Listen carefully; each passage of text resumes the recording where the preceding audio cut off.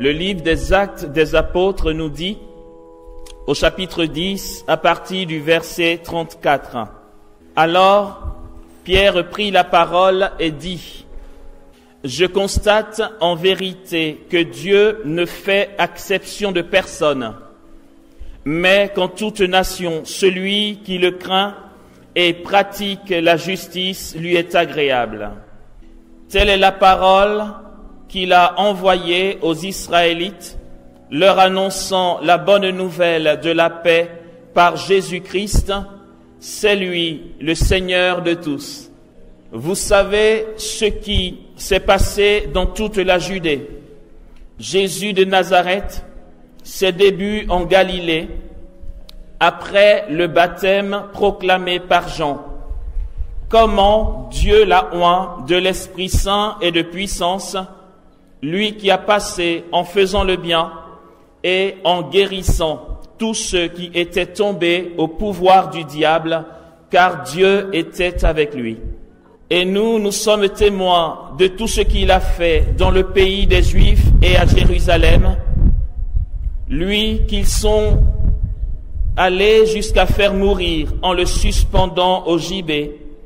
Dieu l'a ressuscité le 3e jour et lui a donné de se manifester non à tout le peuple, mais aux témoins que Dieu avait choisis d'avance, à nous qui avons mangé et bu avec lui après sa résurrection d'entre les morts, et il nous a enjoint de proclamer au peuple et d'attester qu'il est lui le juge établi par Dieu pour les vivants et les morts.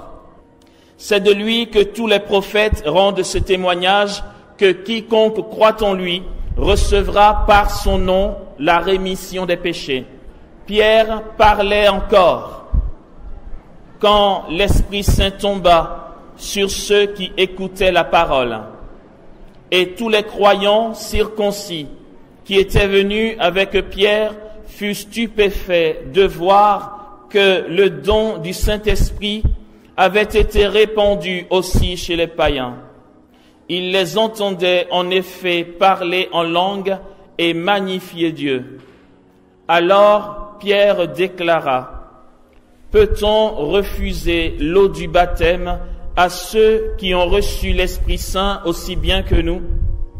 Et il ordonna de les baptiser au nom de Jésus-Christ. Alors ils le prièrent de rester quelques jours avec eux. Alléluia. Bonjour tout le monde. Ah, vous m'avez manqué. Oui. Depuis hier soir. Ah la vache, c'est long. Vous allez bien, ça a été chaud, hein? Non, mais attendez, si toutefois vous vous posez des questions comme quoi, mais c'est quoi ce programme de dingue? Je vous dis, vous êtes au meilleur endroit du monde entier. Ah non, mais il n'y a pas d'endroit au-dessus de la place que Dieu nous donne en sa présence. Celui qui est dans la présence de Dieu est dans le meilleur endroit du monde. Nous sommes au bon endroit. Je dis merci à mon grand frère Jean-Claude qui est passé tout à l'heure développant le thème la mission conjointe du Fils et de l'Esprit. Ouf. Donc merci Jean-Claude pour ta disponibilité chaque fois que nous te sollicitons. Je nous propose le thème suivant maintenant, c'est l'Esprit Saint comme acteur principal de la nouvelle évangélisation. C'est une parole de Jean-Paul II. Dans son discours à l'occasion du jubilé de l'année du Saint-Esprit. Vous savez qu'il y a eu l'année du Fils, du Saint-Esprit, non, de l'Esprit Saint, du Fils et du Père. Ça allait dans ce sens-là. Voilà. 1998, lorsqu'il a rassemblé à la place Saint-Pierre les nouveaux mouvements ou courants du renouveau charismatique en vue de l'année consacrée au Saint-Esprit qui nous préparait au jubilé de l'an 2000. Voilà. Nous allons donc... Il n'y a plus d'électricité ? Heureusement que mon dictaphone a des piles. Nous allons donc parler de ce thème. On ne peut pas tout développer. C'est des thèmes doctrinaux énormes qui peuvent faire l'objet de spéculations sur de longues heures. Je vais juste essayer de synthétiser et faire le choix dans le plan de certains thèmes essentiels à ceux dont nous pourrons avoir besoin. Juste avant, je lance une idée. Mais en fait, cette idée me concerne. Et comme on n'a pas le droit en tant que chrétien d'aller au paradis tout seul, je vous en fais part. Si ça vous intéresse, on se met ensemble. Ah, j'aime trop mon idée. Je trouve ça trop bien. Je sais que quand je vais l'énoncer, avec ce qui vient de se passer cette nuit, beaucoup vont dire, ok, ouais, ça te regarde vraiment.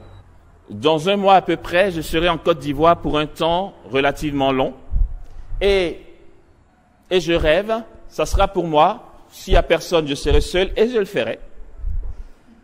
Si on est deux, on le fera.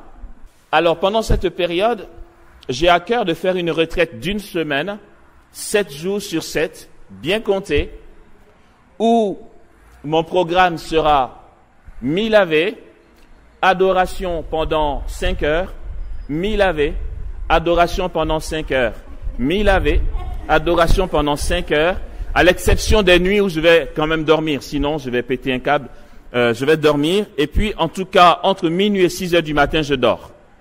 Toutes les heures en dehors de minuit et 6 heures du matin, 1000 Ave, adoration.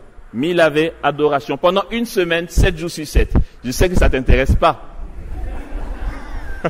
Mais pourquoi pas? Je me dis, attendez, on va provoquer le bon Dieu un bon coup là. Si on fait ça, il fera quoi? Attends, il paraît que tu es abondant, que tu bénis à fond, et que nous on prie pas assez. Là, pour le coup, tu vois, j'aimerais prier à fond, quoi, mais vraiment te provoquer à bloc, tu vois.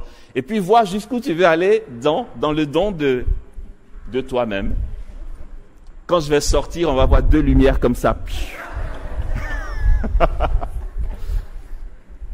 Donc voilà, l'idée est lancée. Je sais que mes frères et sœurs de l'équipe vont s'associer à moi, donc je sais que je ne serai pas seul. Si ça intéresse certains, signalez-vous. Et puis on vous tiendra au courant de la date, on vous dira le lieu, et on va être une petite bande de fous, d'accord? Et on va faire ça. Mais pourquoi pas, les gars, pourquoi pas? Il n'y a rien dans l'enseignement de l'Église qui nous l'interdise. Au contraire. Ah, ça va être bien. J'ai hâte. Voilà. Ça c'est dit. Nous allons entrer maintenant dans ce thème dont j'ai parlé. Et j'espère vraiment que ce topo nous donnera, si je puis ainsi m'exprimer, la clé pour voir Dieu au quotidien. Il nous faut voir Dieu au quotidien. Et c'est un état possible, c'est un état qui se vit. En fait, c'est le moment donné par Dieu qui déclenche la vision de l'invisible. Ce qui fait que tu as ce que tout le monde voit et puis tu as le bonus. Il nous faut y arriver vraiment. Ce que le pape Jean-Paul II a exprimé dans son discours à la place Saint-Pierre en 98 est de manière résumée ceci. Il est parti de la prédication de Pierre que nous avons entendue hier à l'introduction de la retraite en disant que par cette déclaration de Pierre qui dit que toute la maison d'Israël le sache donc avec certitude, Dieu l'a fait Seigneur et Christ, ce Jésus que vous avez crucifié. Dans ces propos de Pierre, l'Église affirmait sa foi, cette foi qu'elle a à proclamer dans la puissance du Saint-Esprit. Aussi, il a fait savoir à ceux qui étaient rassemblés, donc les communautés nouvelles et mouvements nouveaux dans l'Église, il leur a fait savoir que justement, Ce renouveau que vit l'Église depuis le début du XXe siècle, suscitant les communautés nouvelles, était l'œuvre du Saint-Esprit pour apporter un souffle nouveau à l'évangélisation. D'où le Saint-Esprit comme acteur principal de la nouvelle évangélisation. Ce que l'on voit, et je vais prendre l'exemple de l'Église en Europe. En Europe, je suis domicilié en France, donc je connais mieux la France, un peu plus. Mais dans ma formation, quand j'étais séminariste, on a eu à faire quelques retraites ou formations un peu à gauche, à droite. Donc, on a pu voir ce que sont les messes en Belgique, en Suisse, en Italie. En fait, tout l'espace que l'administration va appeler l'espace Schengen vit à peu près les mêmes réalités au niveau de l'Église. Ça donne quoi? Ça donne une Église catholique efficace dans l'organisation, une Église catholique témoin dans la charité envers les pauvres, une liturgie bien organisée, des réunions qui se tiennent pour que les choses soient bien organisées, donc beaucoup de réunions. En fait, tout est parfait. Humainement parlant, tout est bien fait. Il y a une conscience professionnelle chez l'Européen qui fait que même dans son organisation au cœur de l'Église, les choses sont bien faites. J'avoue que c'est quelque chose que nous avons à apprendre de cette conscience professionnelle, l'engagement pour faire les choses. Les choses sont parfaitement organisées, nickel. Et puis, pourtant, il n'y a personne dans les églises, quasiment personne, il ne faut pas que j'exagère, il y a quasiment personne. Les quelques personnes qui sont là ont une moyenne d'âge de 60-65 ans. Il n'y a pas de jeunes. Dernièrement, nous sortions de la messe, la messe de 18h, dans ma paroisse, la cathédrale de Dax. Il n'y avait pas grand monde, la messe de 18h, il n'y a pas grand monde. Nous étions en tout 50 dans l'église, mais c'est la cathédrale, vous voyez, donc c'est pas un petit coin rikiki comme ici, la cathédrale, et vous imaginez une cinquantaine de personnes, ça flotte carrément. Et puis en plus, c'est super haut, donc ça fait un peu pitié, quoi. Et après la messe, nous marchions quand il y a un jeune couple qui s'est joint à nous. J'étais avec ma fiancée. Donc eux c'était un couple marié. Ils viennent et ils nous arrêtent. Déjà, quand on les a repérés, ma fiancée a dit « Ah, regarde, ce couple-là a l'air dynamique et tout, on les avait jamais vus. » Et donc, on les croise quand ils partent en voiture et on se sourit. Et d'un coup, ils descendent, ils viennent vers nous, ils nous saluent, ils disent « Mais on est content de voir un jeune couple à la messe. » Non, mais ça dit tout en fait. On dit « Ben nous aussi. » Ça se voit pas beaucoup en ce moment. Non, ça se voit vraiment pas beaucoup. Et ils ont dit, ben on vient d'aménager à Dax, ça fait quoi, 1 mois et demi qu'on est là, et on a soif quoi, on veut faire un truc, mais bon, voilà. Et de vous voir, on s'est dit, mais pourquoi on va pas leur parler, peut-être qu'ils ont aussi soif que nous, on pourrait faire quelque chose. Ils ont dit, on connaît bien l'évêque et tout, alors si vous voulez, ben nous on était, oui bien sûr, moi je suis partant, il n'y a pas de problème. Donc ils ont été à la communauté de l'Emmanuel. Ils ont le coin s'embellit, on dirait.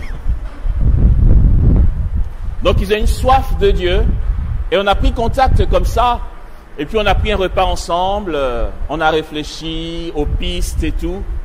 Normalement, Monseigneur l'évêque devait être là, il n'a pas pu.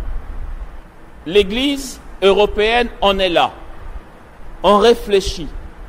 Comment faire pour attirer du monde, notamment les jeunes? Pourquoi les églises sont vides alors que tout est super bien organisé et qu'il y a des prêtres et qu'il y a des religieux et religieuses? Qu'est-ce qu'il manque? À côté de ça, ne fais surtout pas l'erreur de proposer une invocation au Saint-Esprit. On te prend pour un illuminé. on va entendre dire de la part des religieux ou des prêtres ou des laïcs, oh non, vos histoires de spirituel, Esprit Saint, c'est bon, moi j'en peux plus. Nous sommes confrontés là-bas à certaines personnes, à certains chrétiens qui ne veulent pas en entendre parler. Parce que c'est pour les gens du renouveau charismatique. Le renouveau charismatique, j'y ai été une fois, c'était bien, mais c'était correctement bien, vous voyez. C'était des personnes bien habillées, polies, bien à leur place. La louange, c'était... nous allons prendre la page 15, le numéro 208. L'enseignement est enregistré et je fais attention à ce que je dis. Là, ça ne me gêne pas de le dire. Même si un jour ils l'entendent, c'est pas grave, c'est la réalité. Je n'en rajoute pas, c'est la réalité. Il ne faut pas encourager ça. Donc, j'en parle. Et puis, on chante. Mais quand elle a annoncé donc le numéro du chant et la page, c'est pas tout. Si c'est le chant, si c'est un chant qui fait que vive mon âme à te louer, il y a la petite introduction pour faire ça bien. Elle va dire oui Seigneur, que vive mon âme à te louer. Numéro 15. Et puis allez, on y va. D'accord? Et puis quand c'est fini, il y a un arrêt. Et puis ensuite, la page 18. Le numéro 21. Bon, on chante pour le Seigneur, c'est bien. Puis c'est super bien organisé. Elle a même marqué toutes les pages des chants qu'elle veut prendre. C'est tellement bien organisé qu'il n'y a pas le souffle en fait. Il n'y a pas la spontanéité. Je ne peux pas dire que le Saint-Esprit n'a pas sa place. Le Saint-Esprit est là. Mais jusqu'où peut-il jaillir vraiment correctement bien organisé? Jean-Paul II dit que la nouvelle évangélisation est donnée par le Saint-Esprit. C'est lui l'acteur principal de cette nouvelle évangélisation. Je vais continuer en faisant juste un petit parcours des effusions du Saint-Esprit qu'il y a eu dans le XXe siècle. Je me rappelle un événement qui dit la réalité de ce qu'est l'œuvre du Saint-Esprit. Je vais intituler ça « Effusion du Saint-Esprit chez la dentiste ». Les années 2005-2006. J'étais encore à la communauté des béatitudes, j'étais moine, donc j'avais un habit monastique. Je me dis, mais comment certaines personnes ne sont pas intimidées par des moines quand même? Je vais me faire traiter les dents. Et puis, donc c'est un premier rendez-vous, vous savez comment ça se passe, elle va faire, je sais pas, un détartrage, et puis ensuite tu viens, et puis elle va faire, je sais pas, après, bon, enfin de trucs quoi. Donc, de rendez-vous en rendez-vous, je me faisais engueuler tout le temps. Elle m'engueulait parce que elle est sûre que je ne me lave pas les dents régulièrement. Mais tant pis pour vous, vous ne savez pas que les dents sont très importantes et que c'est lié au cœur et tout. Si vous n'entretenez pas vos dents, tant pis pour vous, vous allez tomber malade. Mais vous êtes un grand garçon quand même. J'avais envie de dire, je suis pas un grand garçon, je suis un moine, madame. Mais voilà. Monsieur Dibi, le rendez-vous d'après, j'y vais pendant qu'elle me soigne. Moi, je suis un peu crispé. C'est une question de dentiste quand même. Dès que je fais aïe, elle dit, mais arrêtez un peu, on peut pas vous toucher, vous êtes une femme ou quoi? Mais c'était que des trucs comme ça. Elle avait l'air un peu aigrie. Dans ses yeux, on sentait, je sais pas, elle n'était pas bienveillante, quoi. Tout le temps en train d'engueuler. Et puis, les jeunes qu'on formait chez nous, parmi les jeunes, il y avait une qui, elle aussi, allait chez la dentiste, chez la même dentiste. Et elle me disait, je me suis fait littéralement engueuler. Elle m'a dit, ouais, votre frère, là, qui vient en boubou blanc, là. C'est vrai, il se lave pas régulièrement les dents, mais ses dents sont plus solides que les vôtres quand même. Mais comment vous mangez et tout? En fait, c'est une dame qui n'arrête pas d'engueuler. Et puis une fois, moi je percevais un truc pas clair, non. Je percevais peut-être une souffrance intérieure, une blessure. Mais je me faisais soigner et je partais. Et puis un jour, là, je me suis dit, bon allez, une petite offensive, ça fait pas de mal quand même. Parce que là, on a été jusque-là citoyen, on a été chez la dentiste, mais elle en fait trop. Donc, comme elle m'agresse, je vais l'agresser avec ce que je crois. Elle me soignait et là, pour le coup, elle parlait toute seule. Il a dû se passer quelque chose chez elle à la maison qu'elle n'a pas digéré du tout. Donc, elle parlait toute seule, mais j'en ai marre avec ces histoires. Mais elle dit non, c'est pas vous, excusez-moi, parce que à la maison, mais c'est n'importe quoi en ce moment. Et quand elle a fini, je me suis assis. Je dis, mais pourquoi vous êtes tout le temps si agressive? Elle dit, moi, agressive? J'ai dit, oui, vous êtes tout le temps agressive. Elle dit, ben, si vous le dites, écoutez, ne m'embêtez pas, j'ai du travail. Je dis, oui, mais vous avez quelqu'un qui doit venir, vous avez une heure de flottement. J'aimerais juste savoir ce qui vous arrive vraiment. Est-ce que vous avez besoin d'aide? Vous savez, on peut parler si vous voulez. Elle dit, parler de quoi? Je dis, mais peut-être ce qui vous fait souffrir, mais après, je n'insisterai pas. Elle dit, mais qu'est-ce que vous pouvez faire pour moi? Ah, révélation. Qu'est-ce que vous pouvez faire pour moi? Je dis, mais confiez-vous. Ne sait-on jamais, peut-être que j'aurai quelque chose à vous dire. Elle dit, non, mais c'est vrai, vous n'êtes pas le seul à le dire. Mon entourage me dit que depuis le décès de mon père, j'ai changé d'attitude. En fait, elle n'a jamais digéré le décès de son père. Et là, je ne me rappelle plus les mots, c'était depuis 2005. Mais je l'exhorte en lui disant que la vie continue et qu'il faut qu'elle vive ce qu'elle a à vivre aujourd'hui. En lui disant, ça, vous savez, si je suis habillé comme ça, c'est que moi, j'ai rencontré le bon Dieu et il est bon avec moi. Donc, si vous voulez, je peux lui demander de venir vous visiter aussi. Ça va être pareil, mais après, c'est si vous voulez. Et puis là, elle commence elle dit arrêtez. Elle recule, elle se retourne. Elle fait genre, elle fait un truc, et moi je continue de parler. Elle dit, je vous dis d'arrêter, et moi je continue de parler. Elle n'en pouvait plus, ses larmes coulent, et là, gros sanglot, quoi. Je dis, mais voilà, mais calmez-vous, il faut évacuer, d'accord, c'est bon. Alors je l'ai invitée à la communauté.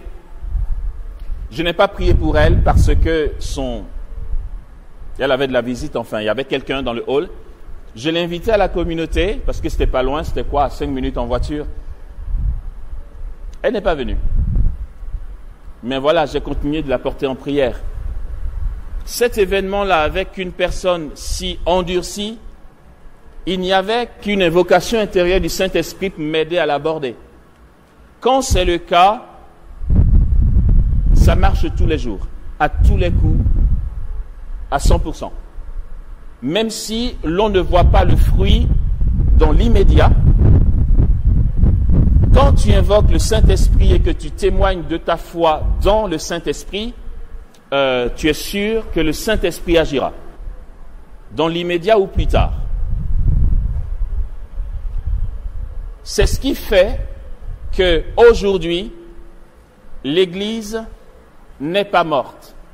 L'Église catholique n'est pas morte, mais l'Église, on va dire, élargie, le peuple des chrétiens, ne se meurt pas.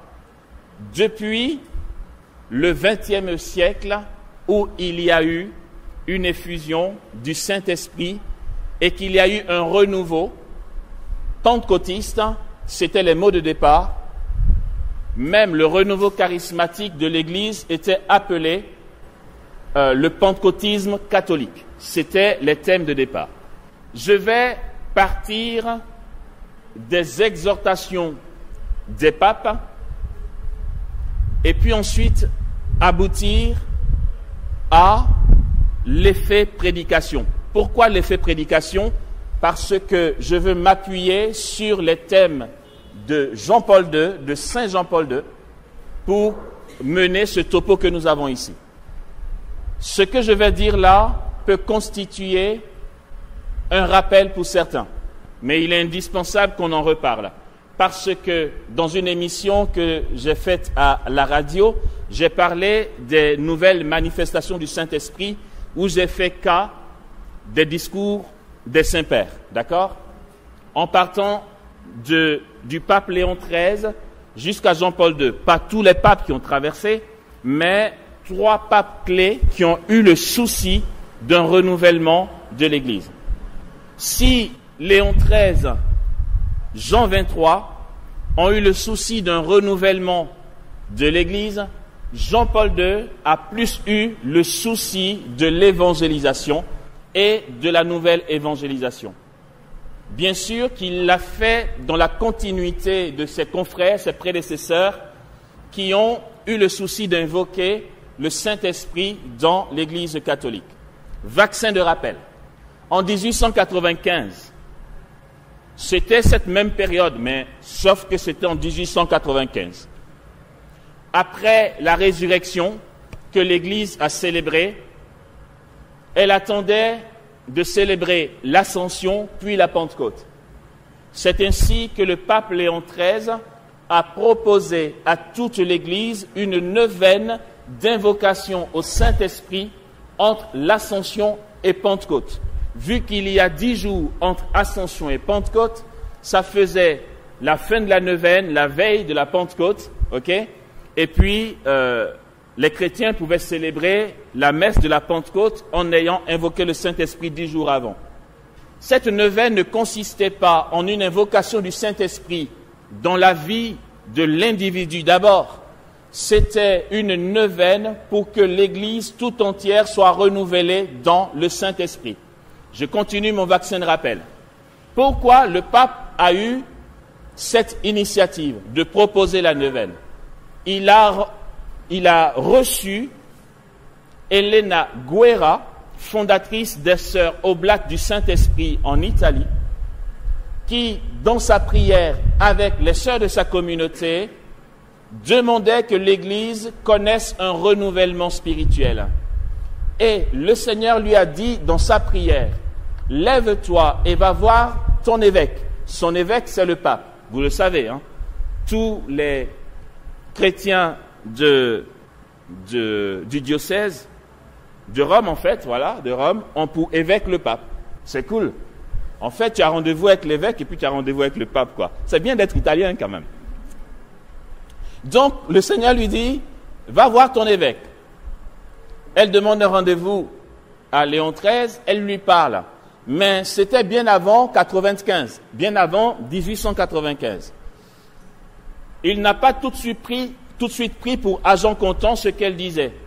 Il a fallu qu'elle y aille plusieurs fois, qu'elle l'exhorte en disant, le Seigneur demande que tu consacres l'universalité de l'Église à la personne divine du Saint-Esprit.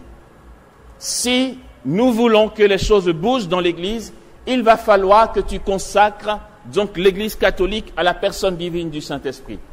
Ouais, bon, ok, il a écouté. Et puis ça peut se comprendre. Il est pape, il ne va pas tout de suite prendre une décision parce que une religieuse de l'Église est venue lui parler. Il a pris le temps de peser, de réfléchir, de voir le pour, le contre et tout, etc.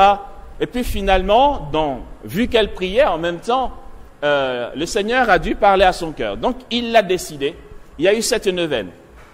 2 ans plus tard, le pape Léon XIII avait écrit une encyclique sur l'action divine du Saint-Esprit, où il a exhorté les chrétiens à rendre perpétuelle cette neuvaine. Nous allons entendre parler aujourd'hui de Cénacle, hein, on le voit beaucoup dans nos paroisses. Cénacle, est-ce que tu veux bien intervenir au Cénacle cette année, etc. En fait, c'est des neuvaines de préparation à la Pentecôte. Celui qui en a eu l'idée en premier, donc c'est le pape Léon XIII. Il a exhorté dans son encyclique les chrétiens à renouveler cette neuvaine toutes les années entre Ascension et Pentecôte. C'est ainsi que, donc là nous sommes en 1897, 2 ans après 95, logiquement.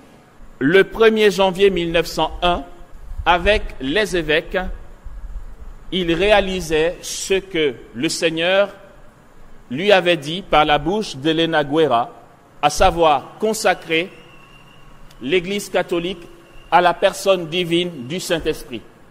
Avec tous les évêques du monde entier, les cardinaux, ils ont invoqué le 1er janvier 1901 la personne divine du Saint-Esprit sur l'universalité de l'Église afin que soit renouvelée la ferveur de l'Église. Il y a eu dans l'immédiat un constat. Cette année 1901, il y a eu ce qu'on va appeler un renouveau de la parole de Dieu, comme un intérêt que les chrétiens catholiques ont eu pour la parole de Dieu, un renouveau liturgique et un renouveau patristique. Patristique, ça vient de père de l'Église, d'accord? Ok. Donc, l'enseignement des pères de l'Église.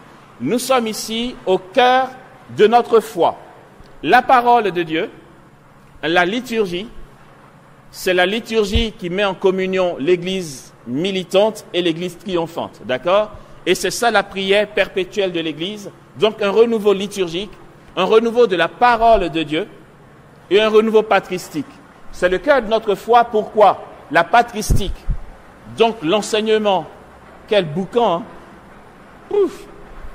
L'enseignement des pères est aussi la révélation, le cœur du message évangélique, le cœur du message du Christ par la Bible et par la tradition. Ok? Il y a eu ce renouveau-là. En même temps, c'était le même jour, c'est une coïncidence. Nous, on regarde ce qui s'est passé dans l'Église catholique, mais le constat veut que ce même jour, ce que l'on va appeler les pentecôtistes ont connu un réveil spirituel. Je vous parle du même jour.